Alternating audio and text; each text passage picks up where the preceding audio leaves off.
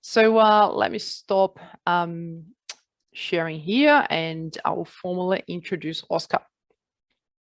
So Oscar Trimboli is an author and host of the Apple Award-winning podcast Deep Listening and a sought-after keynote speaker. Along with the Deep Listening ambassador community, he's on a quest to create 100 million deep listeners in the workplace. Through his work with chairs, boards of directors, and executive teams, Oscar has experienced firsthand the transformational impact leaders can have when they listen beyond words. He believes that when leadership teams focus their attention and listening, they will build organizations that create powerful legacies for the people they serve today, and more importantly, for future generations. Oscar is a marketing and technology industry veteran working for Microsoft, PeopleSoft, Vodafone. He consults with organizations including American Express, AstraZeneca, Cisco, Google, HSBC, Montblanc, PwC, Salesforce, SAP, and many more. He's the author of How to Listen, the most comprehensive book about listening in the workplace, and Deep Listening, Impact Beyond Words, and Breakthroughs, How to Confront Assumptions. In the personal front, Oscar loves his afternoon walks with his wife, Jenny, and their dog, Kilimanjaro. And on the weekends, you'll find him playing Lego with one or all of his 4 grandchildren. So a warm welcome, Oscar. Thanks so much for being here and donating your time to the Mindful CIO community. Really appreciate. So while we are waiting for our members to we invite them to enter any questions they might have in the chat box. So while we wait for questions, let's start with perhaps you sharing with us how your passion for the discipline of listening came about. So what led you to be interested in this discipline of listening? Thanks, Nat. Two quick things before we get to that question, though. In the chat, can you put one thing you want to improve in your listening today into the chat? And that will help not just you, but other people present to notice how wide or how common the questions are. And one of the reasons that I wanted everybody to either nominate or know their sequence at the beginning of a conversation. A good host will get people to focus on the active speaker. A great host will get people to listen to every participant present. I'm sure you paid attention differently because the pattern wasn't something that you were used to. So if you're ever hosting a meeting where people aren't familiar with themselves, go alphabetical because it's a universal sequence.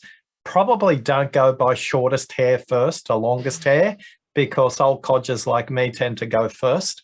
But definitely you can go in alphabetical first name order or last name order, and then everybody knows their sequence.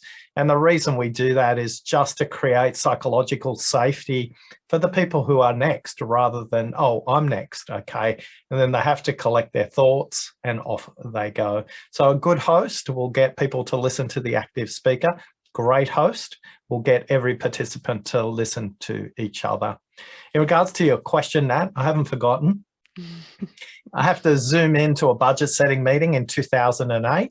I'm in a boardroom. It's a video conference with 18 people between Sydney, Seattle, and Singapore. It's the annual budget setting meeting, and it's in April. And the meeting was scheduled to go for 90 minutes. These meetings are renowned for going for 3 hours because the budget setting meeting has to agree the budget in that meeting. Now, as many corporate theatres take place, there is the meeting before the meeting, there is the meeting, and there's the meeting after the meeting. Now, at the 20-minute mark, my Vice President, Tracy, looked me straight in the eye and she said, "Oscar, I need to see you immediately after this meeting." And in that moment, Nat, the only thing going through my mind was this: how many weeks of salary have I got left because I'm about to get fired? Now, something miraculous happened in this meeting.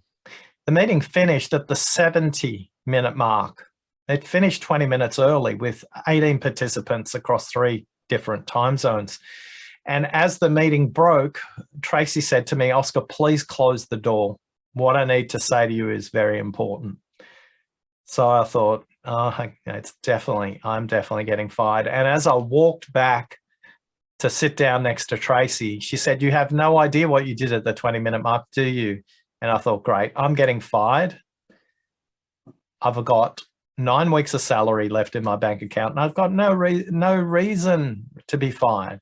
Anyway, I sit down and Tracy says to me, Oscar, if you could code the way you listen, you could change the world. And as profound a moment of listening that was on Tracy's part, the only thing I could think, Nat, was this: woohoo, I haven't been fired.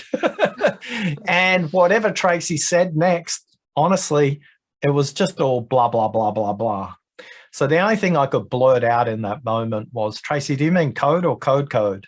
And she said, Oscar, we're at Microsoft, I mean code. And that's back, so long ago now, a couple of decades nearly. That's what set me on the path to honor Tracy's request. The difference between hearing and listening is taking action.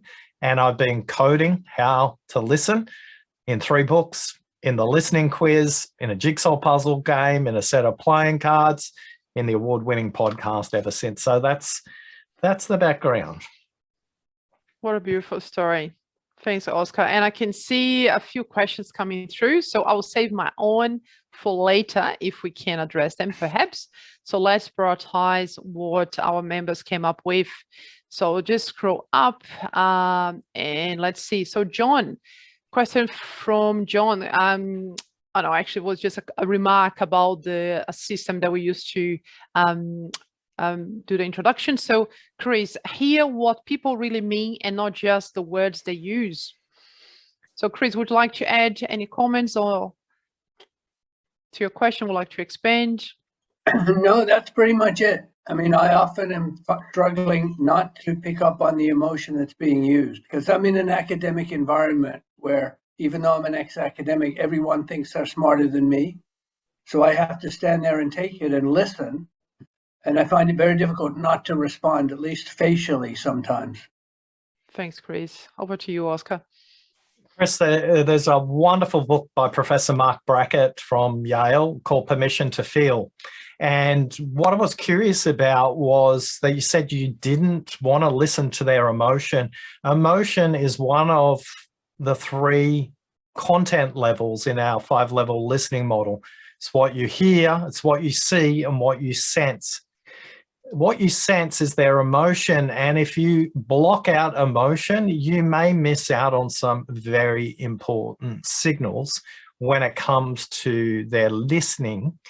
Sorry, when it comes to your listening, because if you're listening for emotion, emotion is just another piece of data. What meaning we make from it, well, that's up to you.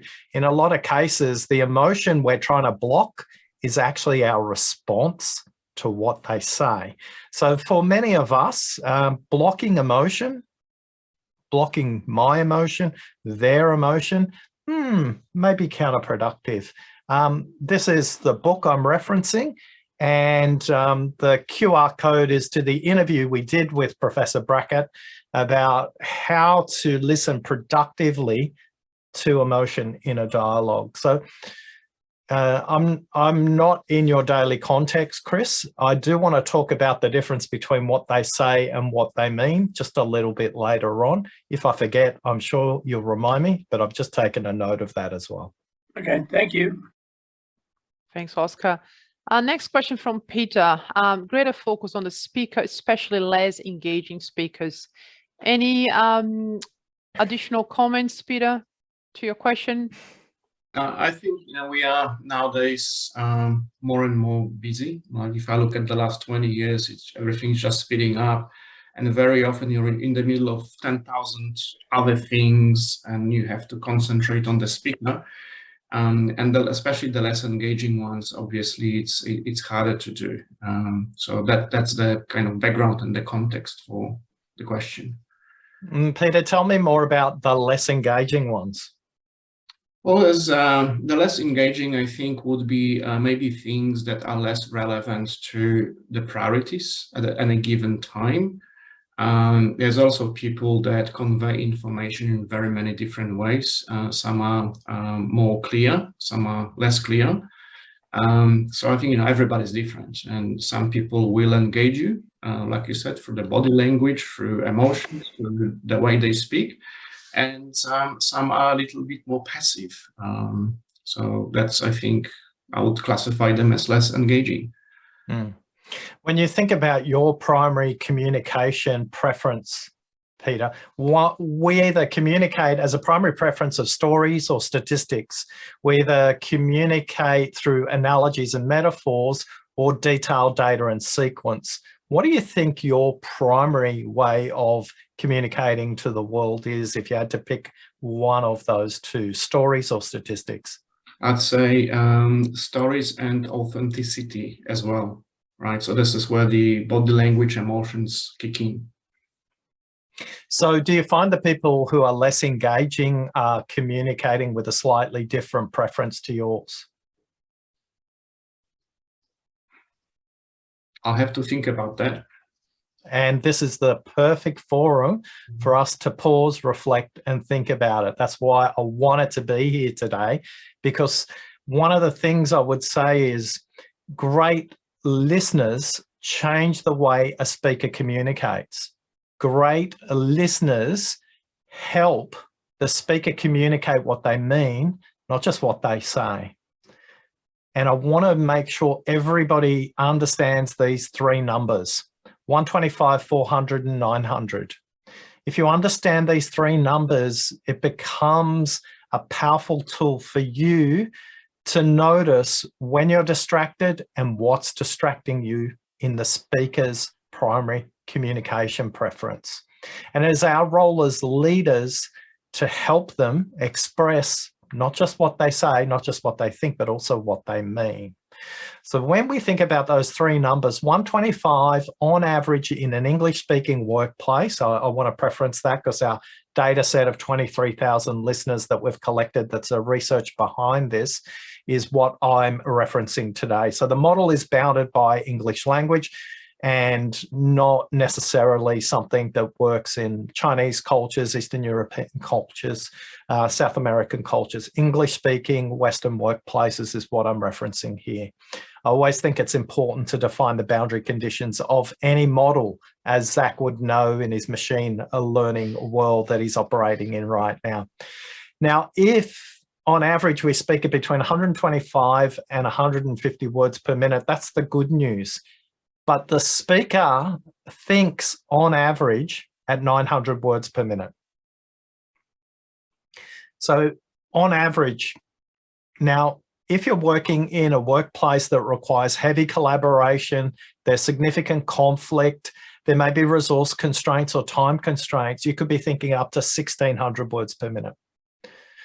And particularly in highly academic environments with people with masters and PhDs, you're definitely thinking closer to 1,600 than you are to 900. That means the first thing somebody says in the first minute is 14% of what they're thinking.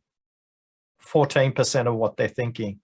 So your role as a listener is to help them connect with what they mean, not what they say. Because what they say the first time is level one, system one thinking, as Dan Carterman would say, from Thinking Fast and Slow. Here's the bad news though, and it's happening for every single one of you right now on this conference. You're thinking, how fast can I listen? Well, you can listen at up to 400 words per minute. And if you've ever watched a YouTube video at 1.5 speed or 2 times speed, you know you can have complete comprehension at these faster speeds. You are distracted while you're listening because the speaker is not speaking fast enough. Therefore, be careful when you have mismatched communication styles. It's not that they're less engaging, they just may have a different approach to that. Peter, I'm curious if you've had time to think about it or if you'd like more time to think about it. when you think about those communication styles? Yeah, I guess this is very interesting statistics, what you just mentioned. I was not aware of that. And you're right, when somebody speaks and it feels like it's just too slow, you kind of almost think the next word they're gonna say. That might be it. Well, the question is, how do we accelerate them, right? Or decelerate us to come to the level of, mutual, I guess, common speed. Yeah. So the first thing is noticing your preference. And if they have a different preference, that's where there'll be a mismatch. Quite often, if you want to speed someone up, you can wait till they finish their sentence, never interrupt somebody mid-sentence, but you can interrupt their flow and simply say, look, if that was a subject line in an email, what would the subject line say? And you will quickly help them get their communication to a very succinct level as well. All right, Nat, I know there's lots of questions and we're going to come back to Peter maybe after the breakout group as well. Thanks, Oscar. I can see Elon has his hand up. Before that, I just want to make a short comment, Oscar. Listening to one of your many episodes this morning, I learned about what you call the listening battery. So I wonder if the listening battery could be an element for Peter as well, when we are ready to listen, how ready we are to listen. But that's maybe you're going to cover that later, perhaps. No. Why don't you explain the listening battery? I would say that in short, maybe in a simple term, would be our energy level. So are we in a good moment to listen, or do we need to negotiate and actually have a conversation, say, hey, right now it's not a great time. I really want to listen to you and want to have this conversation. Can we meet 5 p.m. or sometime tomorrow morning so we can fully be present and listen? Because we cannot really be deep listening anytime, according to Oscar. That's what I learned this morning. So let's play the game while we come to Alan. But in the chat, what color is your listening battery right now? Is it green, fully charged? Is it orange, close to fully charged, but not quite? Is it yellow? Is it red, or is it black? Put any one of those 4 colors or make a color up. Where is your listening battery as you're checking in right now? Alan, over to you. Yeah, so I was just coming back to, I was intrigued by that point in terms of being able to speak at 125, 150 words per minute, but you can listen to 400, and how that goes with something I've been told that actually it's about speaking more slowly, and actually, so, in terms of presenting, actually, how do you get more of a pace and more of an emphasis, and told to slow down your speaking rather than speed up? If you want to make a point, if you want to emphasize, you want to use the pause to land the point. I actually speak at about 100 words per minute, and I do that deliberately.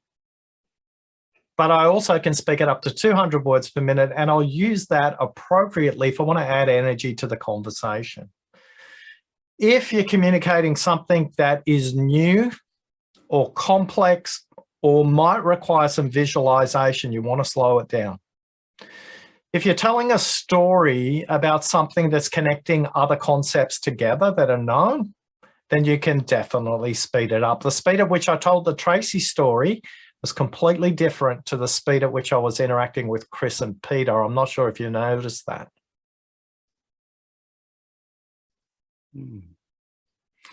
So when I either follow the speaker expert when I speak on stage, or the speaker expert follows me, and often there's like, so Oscar, how do I overlay that listening stuff to make me a more effective speaker?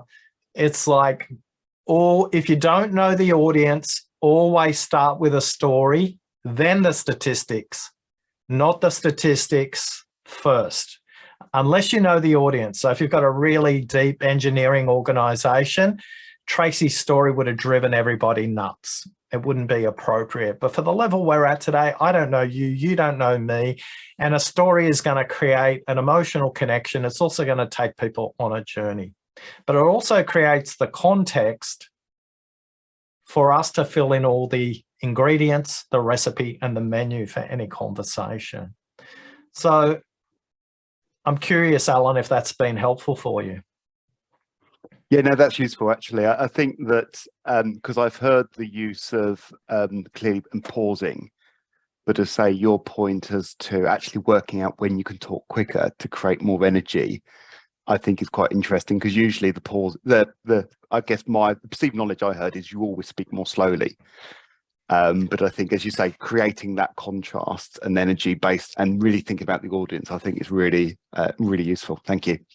Yeah, and if you just stay with me, one of the things I want everyone to take away is that last question that I asked, like, what are you taking away? What did you hear, Alan? Because it's important what they heard, not just what you said. So for me, that's a really important clarification. In the book, we talk about the use of the words that are absolutes. You just talked one there, Alan. You said, they said always. Now, for Chris, for Peter, and for you, Alan, listen out for the use of absolutes. They are code words to people's mental models. They are boundary conditions of their current assumptions. They will use words like always, never, precisely. They're words that define absolute conditions. When you hear those, it's a code from their speaking to go, oh, maybe I should go and explore that mental model, because it may impact the network design. It may impact the architecture of the way we scale the database. It may impact the number of concurrent users we can connect. Listen carefully for absolutes. Equally, listen carefully for the use of adjectives, the describing words that people use. Do they use describing words that are rich and colorful, or do they use describing words that are linear? Adjectives are the signpost to how they're making meaning of any kind of conversation. So when you listen out for that, I'll tell a very short story. I was working with a leader in professional services, and she said, I'm so frustrated. Our government division always is behind budget.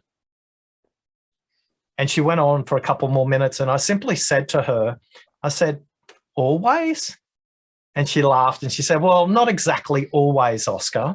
I said, well, tell me about the ones that are growing versus those who aren't growing. Line all your customers up in the government division. What do the customers who are growing have in common? And she looked up at the corner of the ceiling, and then she smiled after a pause of about a minute and a half. It felt like an hour for me. And she said, you know what, Oscar, there's 3 customers who behave very commercially, and that's where we're getting the growth. And I simply said, well, what will you do with that now? She goes, I'm going to have to go back to the team and maybe move those out of the government division. That was just from listening to always. Now, wind the clock forward 12 months, she moved those customers into a different group. They were sold to, marketed to, delivered completely differently, and they got even more growth. So we need to be careful to listen to the use of absolutes. They're going to be coded language to unpick potential for everybody.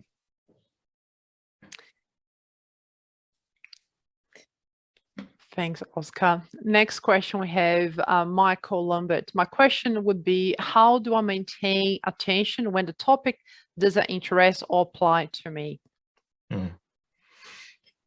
So, Michael, I'm just going to bring you on. Is it about a mismatched communication style, or you're just not interested in the content?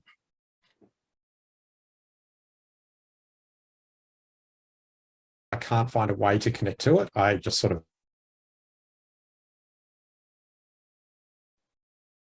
and I hope my internet's good enough. If you want to drop your video off, we'll get the audio. Nat, did you hear what he said? Because I didn't. Partially, only partially, unfortunately. All right, just pop it in the chat. We'll come back to you, Michael. Well, let's go to the next question from there. We have Alan, how to deduce what is being unsaid as well as the underlying meaning as asked by Chris. Yep, well, we'll definitely come to that as well, because we want to combine that whole thing together, because good listeners focus on content. They listen to what's said by the speaker. They try and comprehend what's said. Great listeners notice what's not said, and help the speaker to make sense of what it means for them. And we're going to unpick that one shortly. How's the internet connection there, Michael? Are you back on the air, or speedtest.net doesn't like you? You'll try and reconnect. Thanks.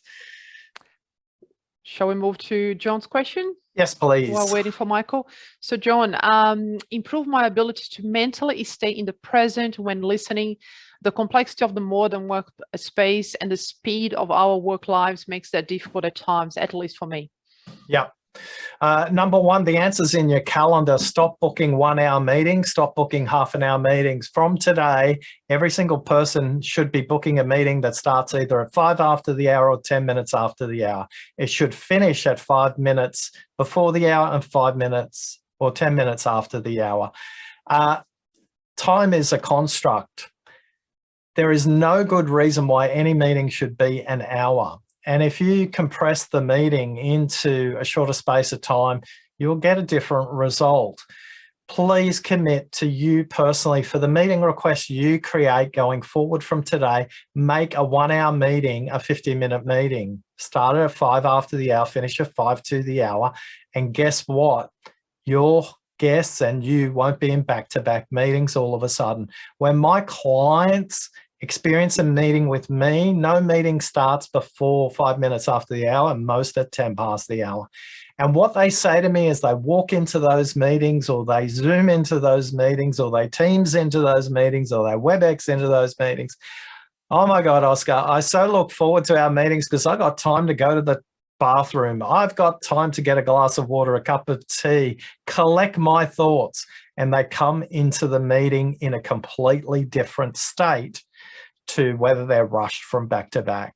I can't control all the systems and meeting requests you receive, but you can control the number of meeting requests that you send out. Please never send out a meeting request to somebody at 5 minutes after the hour without notifying them that it's happening, because guarantee they turn up on the hour and wonder why you're late.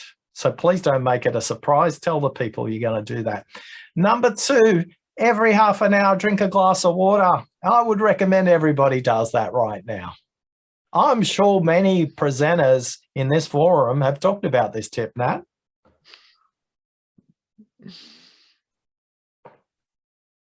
But seriously, everybody, please grab a glass of water. It will completely change your physiology and your ability to stay present in a conversation. The third one, you all know this. Practice it consistently. 3 deep breaths in through the nose, down to the bottom of the diaphragm, and out through the mouth. When we interviewed James Nestor in episode 74, he's written 3 books on breathing.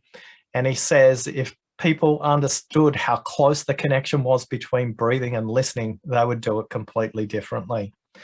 So I'm curious which one of those 3 you might be brave enough to do. Well, certainly 2 and 3. I would say that I already practice the scheduling of my meetings according to what you just said, and it has made a difference.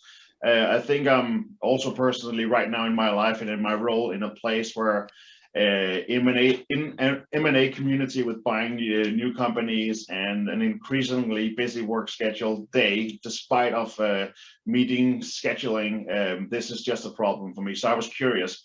I also was thinking about some of the great feedback that we have seen and some of the questions already, that we as participants has responsibilities as to find out whether or not that meeting is actually relevant for us, because otherwise we're not only wasting our own time, but also theirs and everybody in the attendance of that meeting. So of course that comes into play as well. I really like the idea about getting a glass of water, and I was going to get one, but I would have to leave this meeting shortly to do so. So I'll look forward to it afterwards. All right. Well, I give you full permission to jump out, go grab the water and come back in. Just the last one I would say, John, is this. If it's a one-on-one and you're starting at 5 minutes after the hour, here's how you shorten every meeting. Ask the other person, what would make this a good conversation? What would make this a good meeting, right? It's got nothing to do with the agenda. Now, some people are sitting there going, why are you asking this question? In a 1 hour meeting, roughly every 25%, 15 minutes as a guide, check in and say, hey, John, at the beginning of the meeting, you said this would make it a good outcome. How are we tracking? And what our deep listening research community, we've got a longitudinal study of 1,410 listeners for the last 4 years. Like, tell us a couple of things when they do this. Number one, when they ask that question, only 28% of people ask the question the other way. What would make it a good meeting for them? If you don't get asked the question, say what would make it a good meeting for you, because it's not about one outcome or the other. You're meeting because there's an overlapping purpose. So we need to do that. The other thing the ambassador community in this research group say that when they ask that question, in every third meeting, the other person will say, you know what, I've got all I need. Let's cut the meeting. Now, wouldn't we all want shorter meetings? This is what you can do if you listen for the purpose, not the agenda. We know the agenda. The agenda is clear. What will make this a good conversation? Don't say what will make this a good conversation for you, because there's an overlapping purpose. And this is a wonderful hack. It's a listening compass. It's the North Star to keep the conversation going really quickly. So, Alan, did you notice I took the pace up a bit there in that part of the conversation? Awesome. Great head nod. Thank you. So, John, just ask at the beginning, practice it with one-on-one with someone you trust. Well, make this a good conversation for you. This was one make it a good conversation for me. And check in every 15 minutes in a 1 hour meeting and go, how are we tracking? And you'll be surprised how many of those meetings will shorten. Or the person will say this. Actually, John, that's awesome. We've covered that off. But now that I think about it a little longer, you know what's really important that we haven't covered off today? Can we use the rest of the time to focus on that? And like, boom, wow, we're having a really productive conversation. Now you need to negotiate and go, yeah, that makes sense to me, or that's important to me. So thank you. Go and grab that glass of water. Don't wait. All right. Is Michael back? Possible, but Michael, maybe not. You there? Oh, no, we got to. Partially, yeah. Okay, let's give it a go, Michael. Okay. We have Mark next. Think to improve, listening completely to what a person is saying without trying to formulate a response at the same time. So silencing our minds, not just our lips. Well, tell me more about the situations. What's common in those situations? I think it's for usually being time poor. I'm trying to push a conversation along, or even it's just when you're trying to think about what you want to say instead of just listening and absorbing what they say, and you sort of, it means you tune out the second half of what they're saying, because you've sort of, they start saying something, you start thinking, oh, they're going to say this, and this is how I'm going to respond, instead of fully being present and listening to what they're saying the whole way through. So I didn't really answer your question of what's the situation. I think it happens in most situations, be it multi-person meeting or even one-on-one meeting. Okay, but let me provide you a couple of frameworks. Does it happen more often in meetings where you're meeting with someone senior? No, I don't discriminate. Okay, what about internal versus external? Most of my meetings are internal. Okay, what about simple versus complex conversations? Probably more in simple than complex, because in complex you need to use your full bandwidth to absorb. Okay, so what have you noticed by what I've asked you already?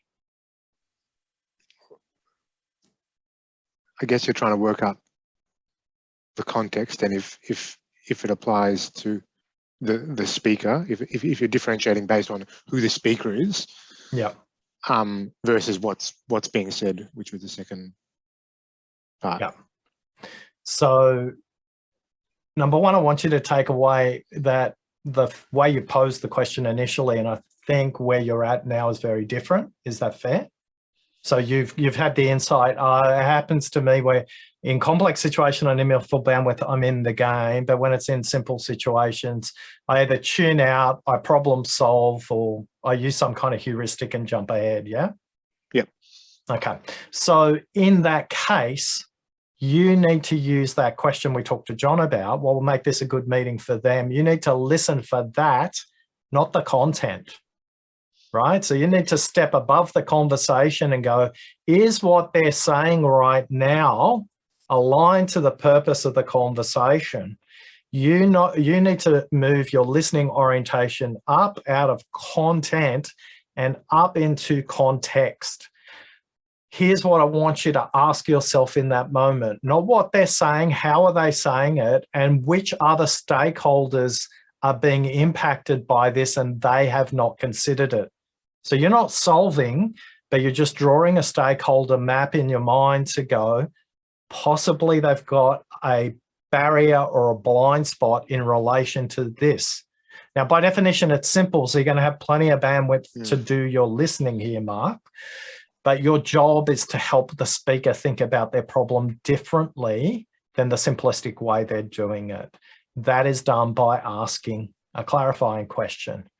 I'm curious what that means for our competition. I'm curious what that means for our collaborating partners. I'm curious what that means for our security models.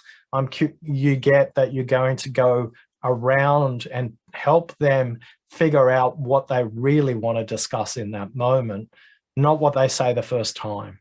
Because remember, they got all that 900 words. They're saying it simply, but if you know they said, this is the purpose, this is what's going to make it a good meeting. Listen for that, because they're rarely dialoguing at that point. Does that make sense? Yeah, that's great. So have you got a meeting coming up where you could apply this tomorrow? Yeah, I've got some one-on-ones. Great. Yeah. So just ask the question at the beginning of the one-on-one, what will make this a great conversation? And then when they're getting really simple, just remind yourself and remind them, hey, remember, 15 minutes in, you said this would make it a good conversation. How are we going? And that often is a way to speed them up, by the way. There's a dirty little secret there. Useful? Yeah, great. Awesome. Thank you. All right. Let's see how we go with Michael. I'm going to be optimistic, Michael. I'm optimistic too. All right. Hopefully I don't have any echo or anything. Sounds No, you're awesome. All right. Good. Give us the question. I'm on two machines, so apologies for that. Yeah, so I guess I find, especially if a topic I can't find how it connects to me or why I need to know about it. My mind wanders extremely quickly. Is that more likely to be in a group meeting or a one-on-one? Definitely a group meeting, but very occasionally in a one-on-one when I'm sort of wondering why I was invited to it in the first place. Beautiful, beautiful. So this is your opportunity to ask the host of the meeting, the person who's called the meeting, as soon as you step into that space, if you're not certain, ask the question, what role would you like me to play in this meeting? Yep. Because if you turn up and it's like, oh, they've been so polite, they've invited me, I'm being equally polite, I'm going to attend, but it's a complete waste of everybody's time. Except if you ask the question, what role would you like me to play in this meeting? Do you want me to play the black hat? Do you want me to play the creative ID generator? Do you want me to play somebody who's about compliance? You will listen completely differently, because then you move from inside your head to up to a system or organizational perspective. Too many of us listen for symptoms and not enough are listening for systems. So one of the ones where I find it really challenging is like an all hands type meeting, where it's very much sort of pushing information out. And, so yeah, and I guess that's especially for those of us as we've become more senior within an organization, the information that's pushed out becomes more important, but it doesn't necessarily become any more interesting for us. Yeah. So when you're in an all hands, you need to journal and just take a handful of notes, and the journal would have a heading that sounds like this: how do I make this content relevant to my teams? Yeah. So you just go, there's 3 bullet points. You would send out a summary to your teams and go, from the all hands, we heard this. The 3 questions that prompted for me and us and our work together is blah, blah, blah. You'll listen differently in an all hands context if you're listening on behalf of your team. Is that helpful? Yes. Have you got an all hands coming up? Far too often. We're a very small team, so yeah, I have in the past when I've taken notes, I have found that's been a way to keep it more effective. But I guess I found in current organisation, which is significantly smaller than my last one, I've sort of been across the data, so I haven't taken the notes. So yeah. Yep. Awesome. Thank you. I'm glad we persisted. You've made a very valid point. Got there eventually. Okay, Nicole is so furiously taking notes. I love the concentration on her face. It's awesome. And the next question is hers. I'm conscious of time, but this is so good. So I think we'll have to cut down the breakout rooms and we'll just keep going, if that's okay with you, Oscar.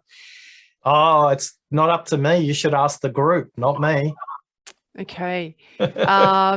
Yeah, I could ask for a show of hands, but I'll assume that look, you've already got a thumbs up from Andrew. I assume that I'm reading their faces that we're getting lots of value from this conversation.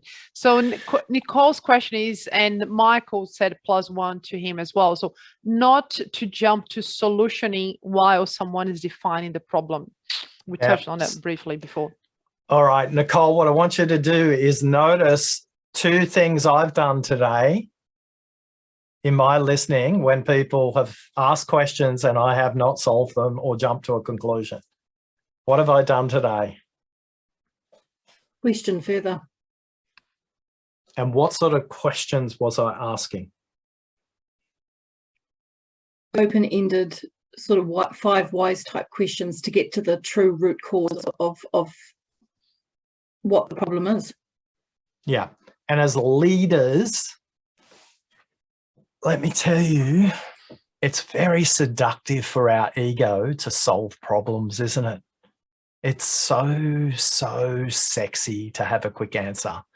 And all we're doing is being seduced by our ego to go to a place that makes our ego feel awesome and we're not growing our people. So Alan, what did you notice about the linguistic technique I just used in delivery there and how your attention changed? You really sort of slowed down in terms of the emphasis and also used quite powerful words in terms of the ego and how it makes you feel. Yeah, thank you. And thanks for being my listening auditor at the moment. You are doing an absolutely amazing job. And absolutely is a great example of an absolute. Back to you, Nicole. Let me tell you a couple of things from academic literature in linguistics. If your question is more than 8 words, it's biased. If your question is more than 8 words, it's biased. Warning, warning, warning. Biased questions are not bad. Warning, warning, warning. Open-ended questions are not always good. You need to be mindful. You need to be choiceful. You need to be deliberate about when you choose what sort of questions. Biased questions are essential when you're doing resource allocation, as an example, when you're doing prioritization, when you're doing a stack ranking of, okay, we've got enough engineering capacity to do this, so how are we going to sequence that? It is really critical to use bias questions then. It's really critical in decision making. If all you do in your leadership is ask open-ended questions of less than 8 words, your leadership flexibility is pretty low. Let me give you 3 questions that can be universally used. There's an absolute, Alan, in the English language, Western workplaces. These questions I'm going to give you some wiggle room to make them your own through some kind of personalization. So the first question is, tell me more. You don't say that, especially in someone you have met the very first time. You would say something like, wow, that's fascinating. Tell me a little bit more about that. You've got me curious. Tell me more. And what they will do is they will take a breath in, their head will change position on their spine, their eyes will look in a different direction. They'll do something like, you know what, now that I think about it, what I haven't told you is, actually, what's really important that I haven't even mentioned. And when you do, you're starting to hear what they mean, not what they say the first time. So the first phrase, tell me more. The next phrase, and what else? The first phrase, tell me more, is designed to keep them on their current thinking, their current story, their current mental model. And what else goes from down a railway track to divergent thinking? And what else gets them going east and west versus north and south? Now you can abbreviate that to simply and if you know them well. And I've been known to use and quite a lot. But please don't say, tell me more and what else, one question after the other like bullets in a gun. That's not going to be helpful. We're not doing Six Sigma, 5 Whys. We're not doing root cause analysis in dialogues with humans. Please make sure when you're thinking about root cause, it's the root cause of the issue, not a human. If you use the 5 Whys on a human, they're not going to be really connected to you as a leader. So question number 1, I'm fascinated. Tell me more. Question number 2, wow. And what else? Could there be anything else? Make them your own, personalize them.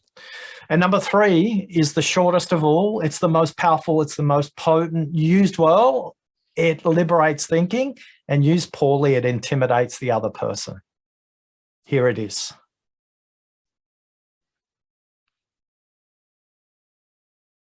Now, don't worry, nothing froze.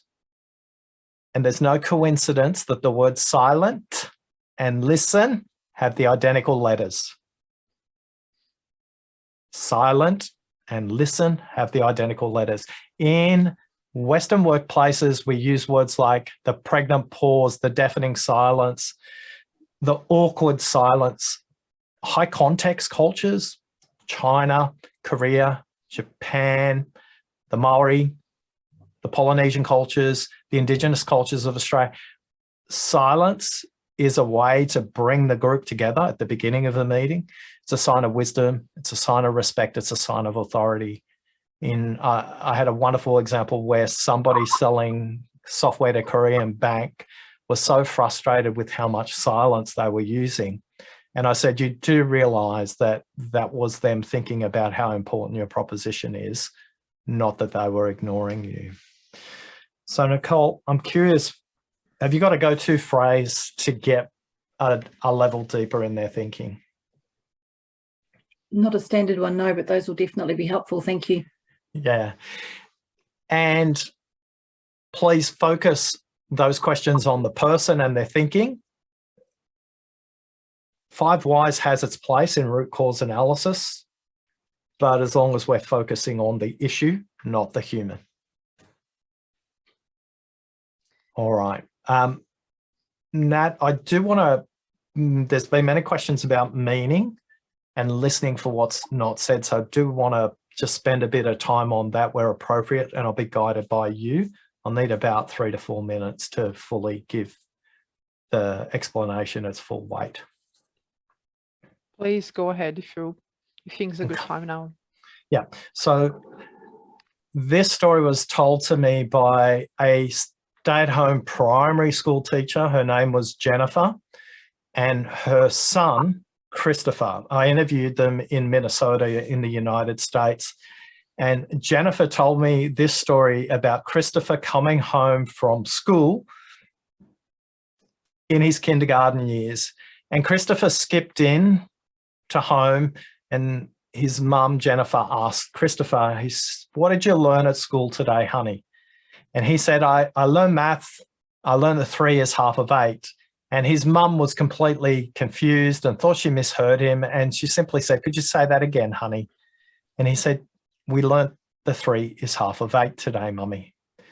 Jennifer put her hands in her face and thought, what are they teaching kids at school today? I'm a primary school teacher. So she went to the kitchen cupboard and she grabbed 8 M&Ms out of the cupboard, and she lined up 8 M&Ms like little chocolate soldiers, each facing each other on the kitchen bench. And she picked up Christopher and put him on the bench and said, honey, could you count the chocolate soldiers here? And he went, 1, 2, 3, 4, mummy. How many on the other side? He said, they're facing each other. There's 4. And Jennifer said, in a calm way, you see, honey, 4 is half of 8, not 3. And with that, Christopher, he just leapt off the kitchen bench and he went to a corner cupboard in their home. And he grabbed a piece of paper and a little Sharpie, as they will call it in the United States, or a black texter. And for his mum, he drew the figure 8 on a piece of paper. And what he did next was he folded the piece of paper in half for his mummy. And then he tore it in half for his mummy. And he said, look, mummy, 3 is half of 8. Because Christopher was thinking in geometry, not just maths. Now, if you fold that same piece of paper in half, but you do it horizontally, and you tear it in half, 0 is also half of 8 as well. Now, what I want you to reflect on is this. Have you had a 3 is half of 8 moment with a staff member where you and your thinking is in a completely different mental model? Jennifer was thinking in arithmetic. Christopher was thinking in geometry. Now, what you don't know about Christopher today, he's a world champion bug catcher.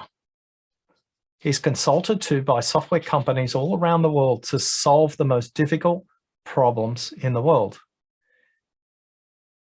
He's a white hat hacker.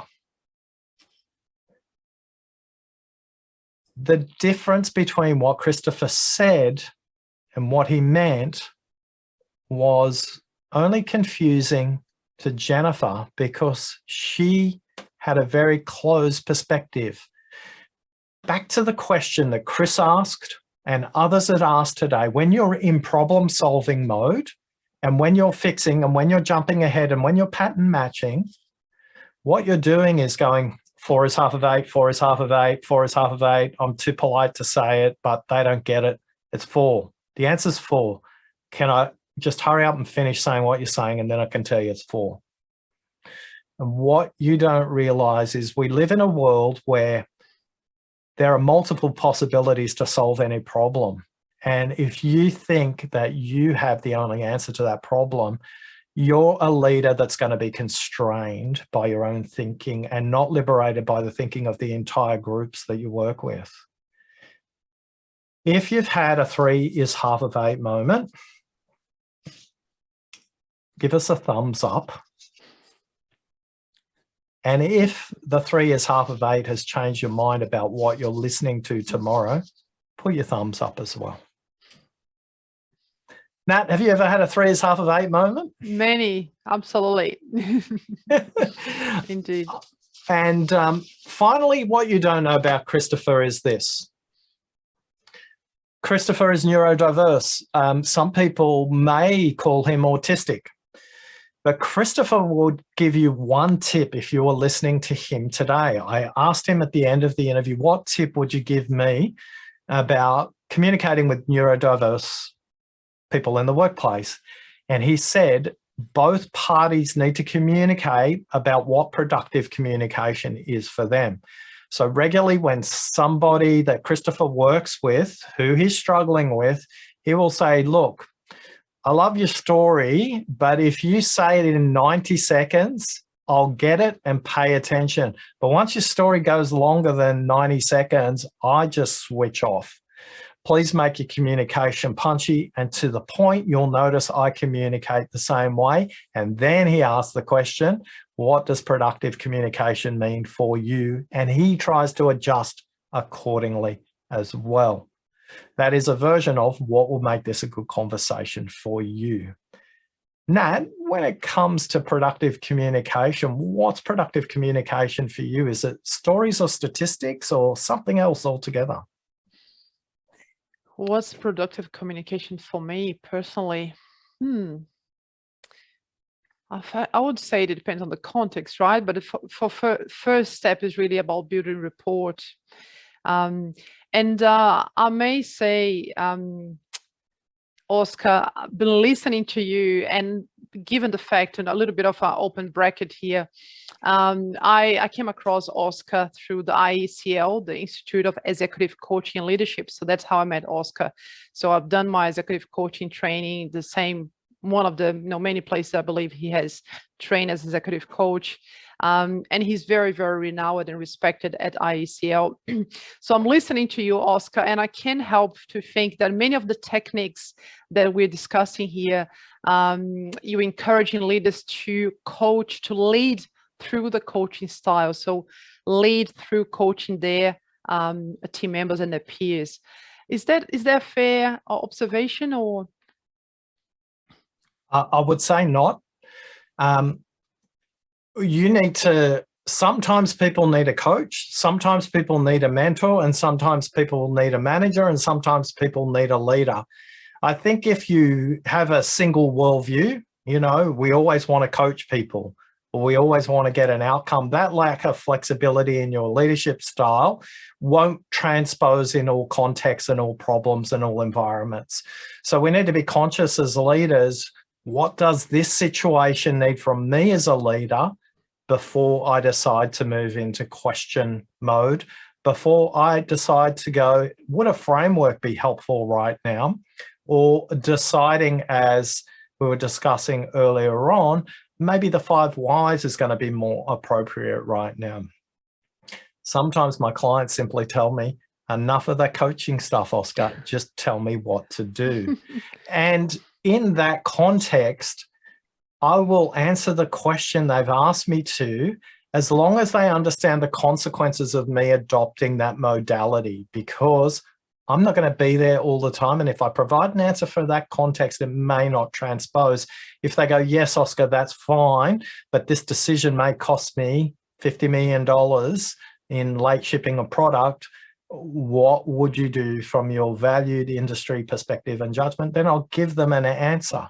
But a default perspective of coaching is always, Alan, there's a beautiful example of an absolute, coaching isn't always a useful leadership style. So more situational leadership, where you need to assess the situation, who are you dealing with, and adopt coaching or mentoring or... Okay. Yeah, let me just play a quick game with you, Nat. Nat, congratulations. You've just got Twitter as a client and you have to coach Elon Musk. How are you going to go with that with a coaching style?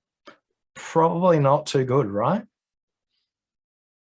We could try. We still could try. He's still a human. Yeah. With belief I'm systems sure. And I'm sure. But if I had to speculate how effective a coaching style might be for Elon Musk right now in the context he's in, with a company bleeding hundreds of millions of dollars cash every day, week, and month, it's probably not going to be appropriate. So you're right. Look at the situation and adapt accordingly.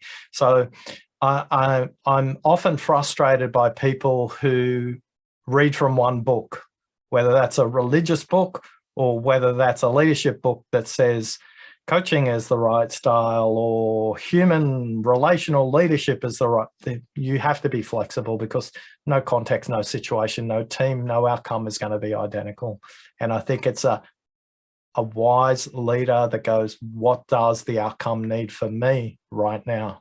Because a lot of the time, a whole bunch of coaching questions may be counterproductive.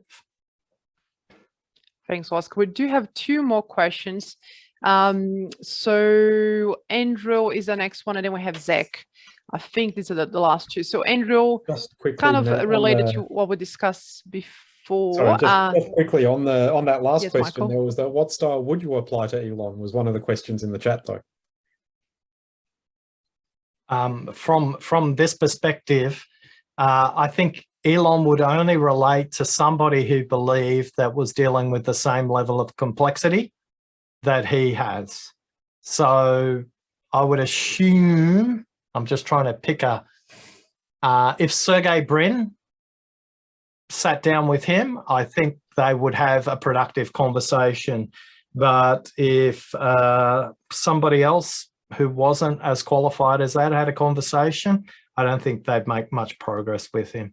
So, you know, he's a very technical leader, and he's going to respect somebody with deep technical expertise. You can see that in his hiring strategy in the early days. Good question, Mike. Okay, so Andrew Ogborn, how to let go of, or at least pause the other things I'm doing at the same time as listening?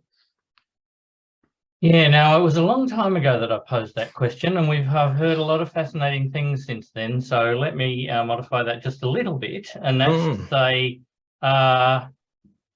so the context is a little bit that, yes, I should be listening to this, but actually my mind can go at however many words a minute that you said. I didn't know that, but it rings a bell. So what I'm going to do is I'm going to allocate 250 words a minute to listening to this person, and the other whatever, I'm going to do this other thing that's also in my bajillion steps long to-do list today.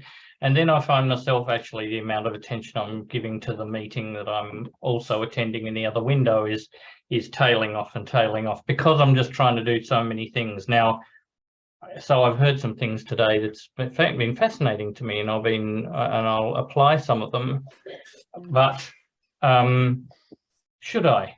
First of all, can I ask you this question? Is what I've described a bad thing necessarily? I think what you've described is your consciousness. So you're conscious of this way of operating, but I want to invite you to a conversation about a different state of consciousness, which when I interviewed Professor Stefan van der Stekkel, and it took me about 200 times to say that correctly. Even harder because he's from Utrecht University in the Netherlands. He's written 3 books on attention, and I interviewed him. That's why I popped him up. And the thing he said that was really potent was this: you can multitask and listen when you're performing a routine task, chopping vegetables, driving a car, doing some gardening. When it comes to complex human communication, working memory is a finite resource in your mind. And when it comes to listening to human conversations, you should give your full attention to that conversation. Now, what Stefan says is you can task switch when you're doing complex issues that deal with working memory, but there is a cost. You're doing neither task effectively. So my question to you is, what situations are common when you're switching? Because your to-do list and the quality of your attention will be noticed by the participant, whether you think so or not. So if you value the relationship with that person, whether they're a peer, whether they're somebody who reports into you, whether they're a vendor, that doesn't matter. Are you giving attention or are you paying attention? When you give attention, it's an act of curiosity, empathy, and generosity. When you pay attention, it's like tax. Like, you have to do it.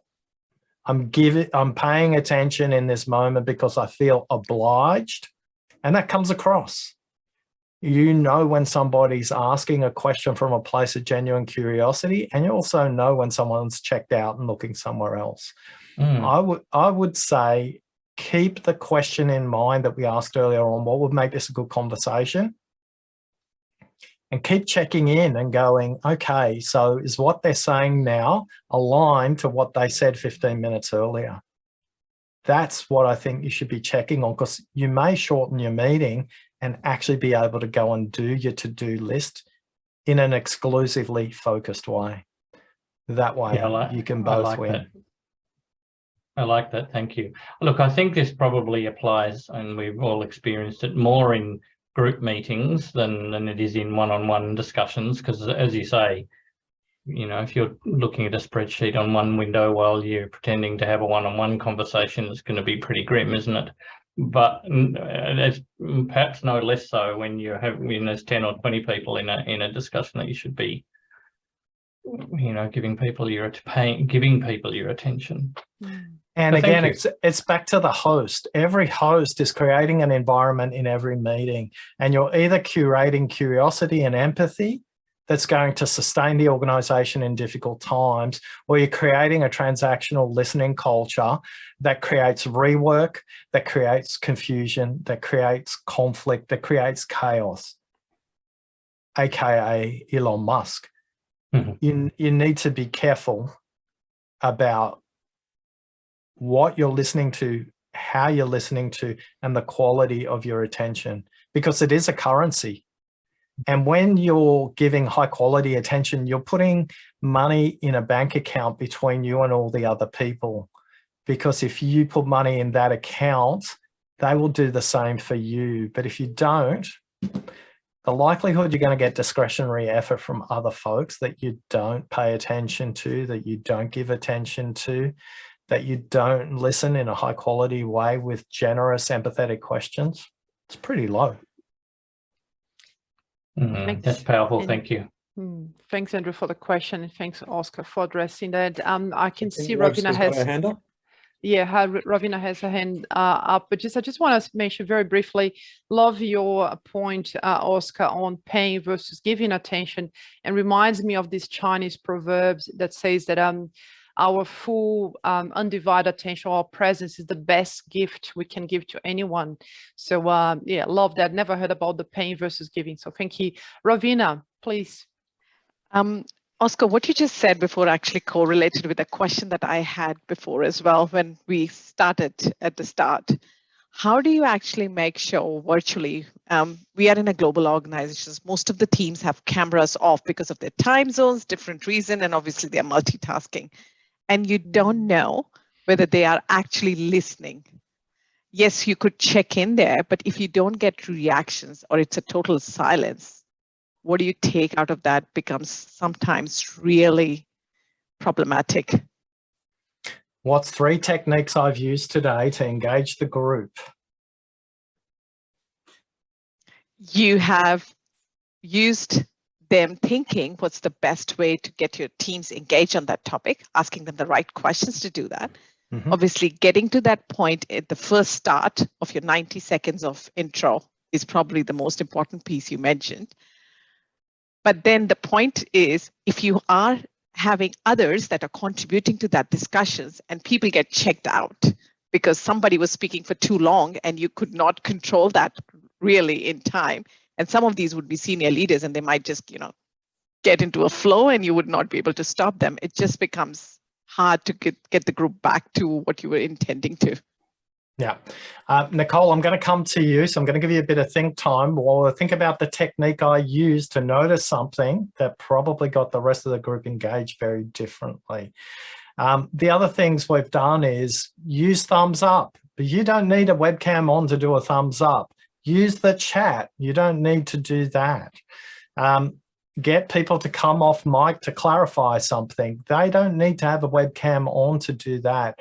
A good host will curate an environment where people will actively want to participate because they want to listen to everybody else. My suspicion is that what you're describing is not a failure of the humans.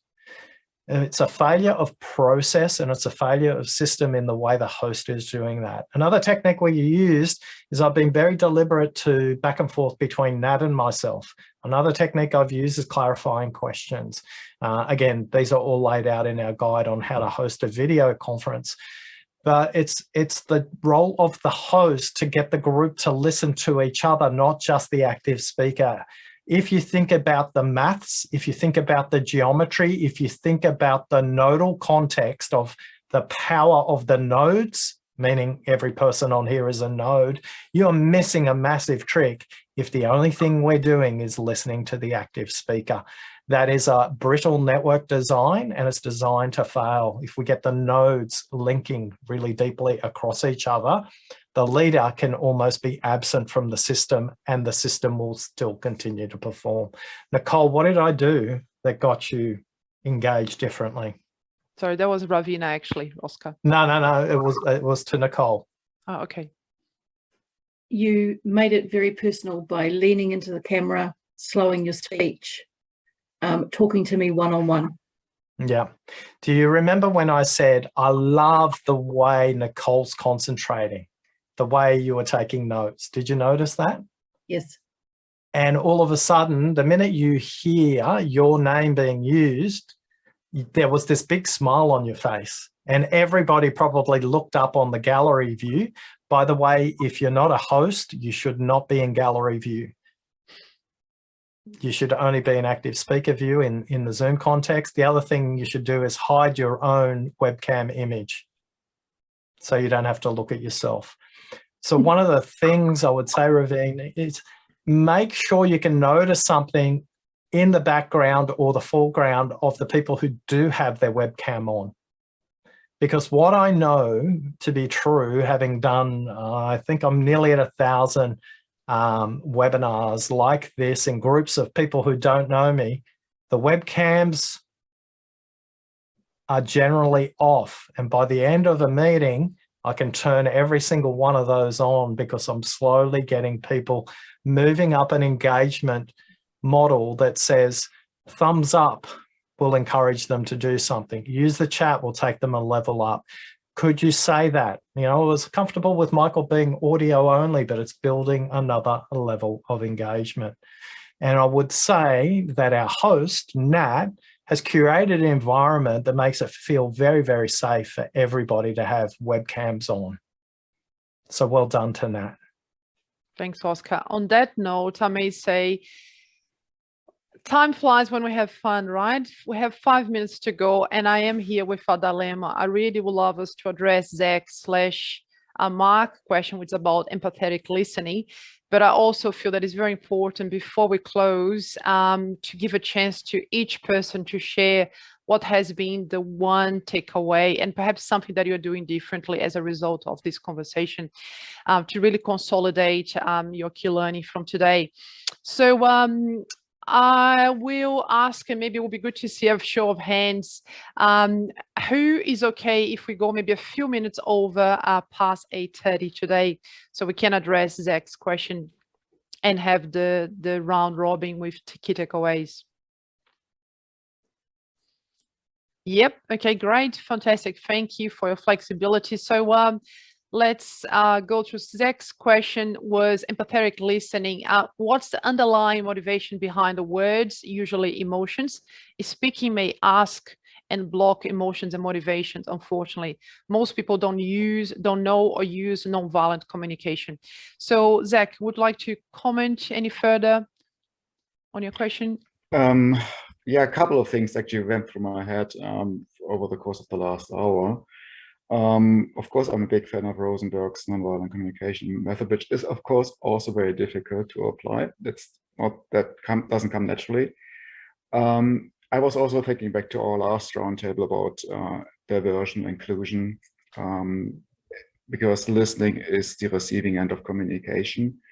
And speaking, communicating is, of course, the giving side, and inclusion, psychological safety is part of it. If I can speak my mind, I probably won't have these listening challenges around empathetic listening so much. And of course, questioning the speaker about their motives are part of this game. I would probably rephrase my question a little bit to Oscar today. In a multicultural world, what is actually going through my head all the time, you started out by saying this study was done in the English language and English Western countries.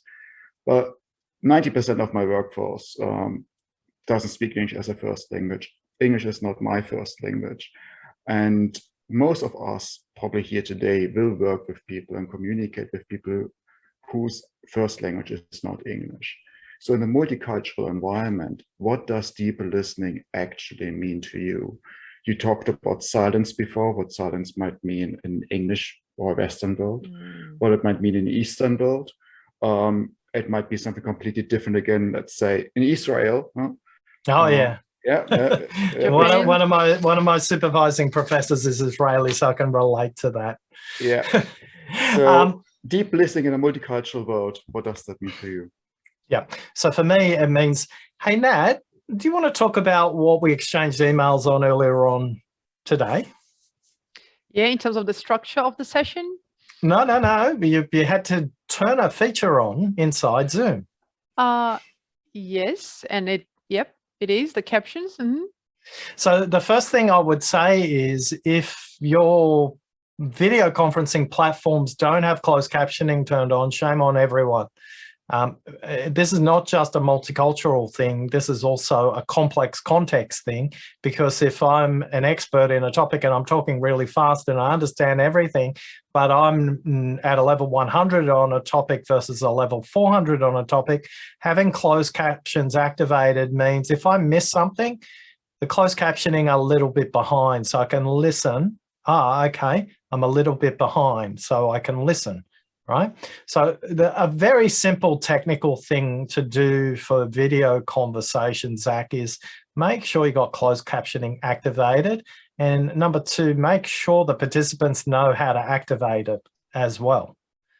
Because for all of you, just give me a quick thumbs up. I've got it activated, so I'm a thumbs up. Who's activated closed captioning today? And who even noticed it was on, right? Lesson learned for Ned. Need to communicate that. I'm sure it's in your guide, Oscar. It is in the guide, but the point is simple, that the second part, Zack, is every conversation can't be a deep listening conversation. Like your listening batteries will go from green to red in about 15 seconds. So be careful.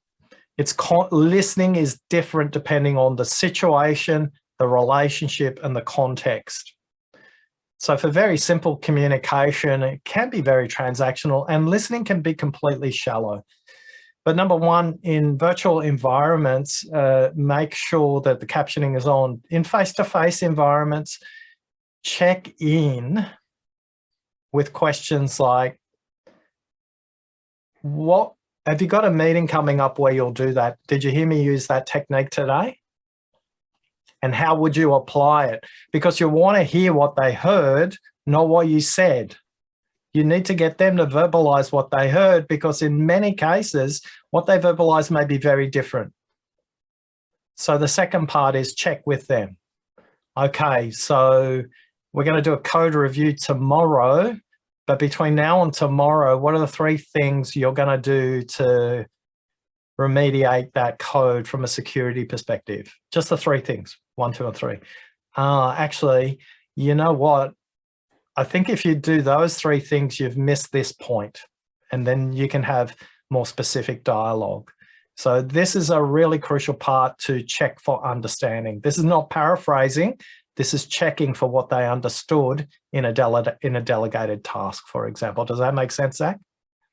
So I think if you just do those 2, one in the face-to-face and one in the virtual environment, you're going to make much more progress than what you do today. And you know what? A lot of times referring people back to what you typed in the Slack channel can be helpful, and you don't need deep listening. Which one of those 3 will you apply tomorrow, Zack? See what I'm doing there? I do already do this kind of paraphrasing, throwing the question back, trying to understand what they actually heard. I find it myself sometimes difficult to understand, as a non-English native speaker, the subtext of English native speakers. Because you learn something in school about English, you learn the language, you learn the grammar and all these things, and you hear the words, you understand the words, but there's actually a different meaning behind them. Yeah, and in our listening model, that's level 3, that's context, that's how it's said, it's the recipe. Words are the ingredients, sentences are the ingredients, but the recipe is how does the story come together, and what does that actually mean? So one of the things to explore the subtext, and I'll close out on this, is very simple. Ask them to describe it as an animal. Ask them to describe it as a color. Okay, so you want this done really quickly. What's driving that? What color would it look like when we've gone live, and what color are we now? That will pull out the subtext. Okay, if this project was an animal right now, what is it? What animal do we want it to be? Using this metaphoric or symbolic a language will get them to express the subtext for you. I like that. That's a great idea. Thank you. Okay, Nat, over to you for the checkout. Thank you. So I'll just bring the slides really quickly. So thanks so much, Oscar, for everything really that we discover and explore today. There was a question from, let me just go back. There was a question from John in the chat box, and I believe many people are like, how can I get more of Oscar? So we do have the podcast. His website is a wealth of knowledge. So I would highly recommend, have a look, his books, oscartrimboli.com, you'll find all his resources and how to pick his brain even further.